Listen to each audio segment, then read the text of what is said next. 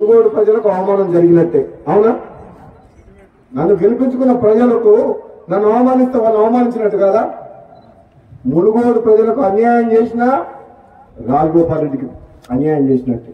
మీ అందరికి అన్యాయం చేసి ఇక్కడ అభివృద్ధికి నిధులు రాలేదంటే నేను శాసనసభ్యునిగా నేను సంతోషంగా ఉంటానా? అంటే మీకు అన్యాయం జరిగితే నాకు అన్యాయం జరిగినట్టు కాదా?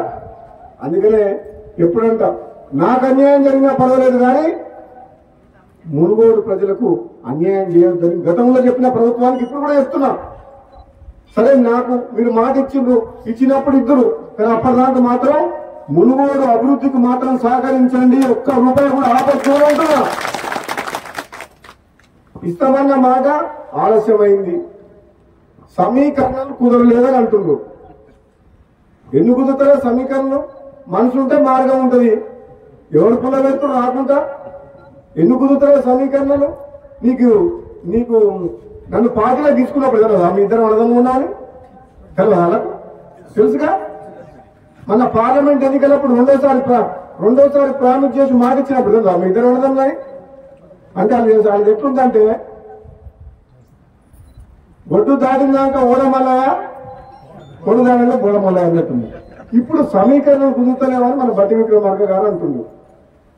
ఏం కుదురుతలేవు? 9 మంది ఎమ్మెల్యేలు ఉన్న ఖమ్మం జిల్లాలో 3 మంత్రులు ఉన్నారు. ఎంతమంది ఉన్నారు? 11 మంది ఎమ్మెల్యేలు ఉన్నా నల్గొండకు 3 తప్ప మహబూబ్నగర్కు ముఖ్యమంత్రి ఇచ్చినాం కదా మనం. రేవంత్ రెడ్డికి ముఖ్యమంత్రి ఇచ్చినప్పుడు ఇద్దరు తప్పేంది? ఇదే నమ్మడంలో ఎవరన్నా తక్కువ ఇద్దరికిద్దరే గతంలోనే ఇద్దరం. నేనేమంటున్నా, పదవి ఎవరికి ఎప్పుడు ఇవ్వాలనేది కాంగ్రెస్ పార్టీ అధిష్టానం నిర్ణయం తీసుకుంటది.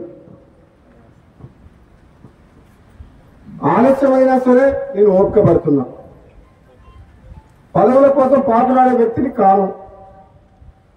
నేను ఒకటేమంటున్నాను, ఈ ప్రాంతం ప్రజలు గతంలో ఎమ్మెల్యే గెలిపించినప్పుడు మనకు ప్రభుత్వం లేదు, టీఆర్ఎస్ ఉండే. ఇప్పుడు ఎమ్మెల్యే గెలిపించారు, మన ప్రభుత్వం ఉంది. కనీసం ఇప్పుడు ఈ ప్రాంతానికి అన్యాయం చేయొద్దు.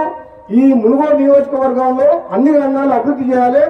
నిజంగా నేను పార్లమెంట్ సభ్యులుగా పనిచేసిన 7 నియోజకవర్గాల్లో, ఎమ్మెల్సీగా పనిచేసిన నల్గొండ జిల్లా మొత్తానికి.